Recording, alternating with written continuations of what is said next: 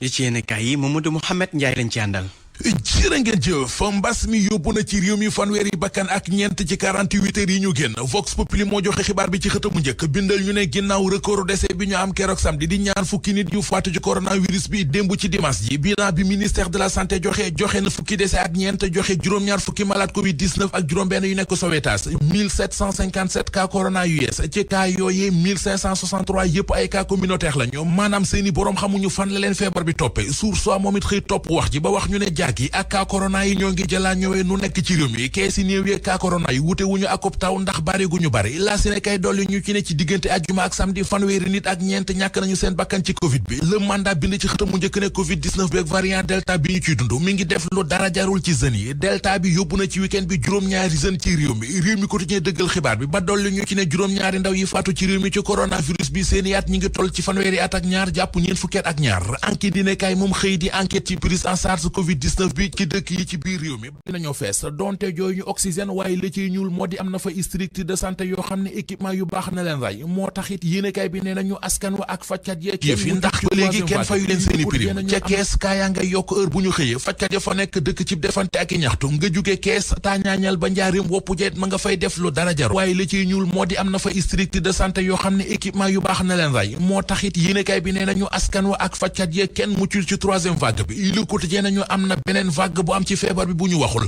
ubbil yéenekaay bi docteur Babacar Niang njiital suma assistant journal bi ne nañu moo wax démb ci émission jury di dimanche ne ak njublan ak business gu garaaw moo am ci corona bi ndax matériel yi ñuy jënd ngir hôpital public yi ñoo ngi leen di jël di leen jaayaat clinique privée yi journal Le Quotidien nañu la ñu fi waxoon ba waa ministère de la santé doon tëbaka dal docteur Babacar Niang dëggal na ko nee na am na ci réew mi ay revendeur yoo xam ne loo soxla ci matériel ñu génneel la ko njiital mouvement gëm sa bopp di Bougane Gueye Dany La Tribune nee nañu samp na fukki laaj ak juróom-benn maanaam 16 questions yu mu jagleel président Macky Sall jaaree ko ci lettre ouverte jëmale ko ci mbas mi Bougane Gueye Dany nee na Macky Sall monsieur le président ndax am nga tàkk bu wér ci ñaata sénégalais ñoo ñàkk bu nuppi te terewul ñu corona monsieur le président ndax xam nga ne personnel de santé bu jàmbaare bi ci réew mi jotaguñu ba léegi seeni prime ginnaaw vaccination yi ñu doon defalaate ci centre de traitement yi daaw monsieur le président ndax yëg nga ne ci jamono ji nit ñi di faatoo ci l'hôpital yi ndax ñàkki moyen ki ñàkki jumtuwaay am na ay privé sénégalais yuy luye ay matériel respiratoire ci kër yi monsieur le président ndax yëg nga ne suñu réew di Sénégal mi ngi dund beneen pandémie bu gën a tar covid 19 bi Bougane Gueye Dany tëje ay waxam ci le kàddu mu de monsieur le président corona business bi am ci réew mi dakkal ko ndax business bi am ci corona bi wute ak garab gu daanu ci mpénc ba lawbe yi wër ko Lobé Ndiaye jàpp nañu ki ñu jàpp ne moo ko fat bi l'Observateur yéenekaay bi nee nañu benn bu xaabala bu ñu naan Amadou Sidibé moom la ñu ne moo rey kii di Lobé Ndiaye sandarma yi ñoo ko teg loxo ba tegaale loxo ñu jàpp ne seen loxo génnu ci journal l'Observateur xëy dellusiwaat ak ñun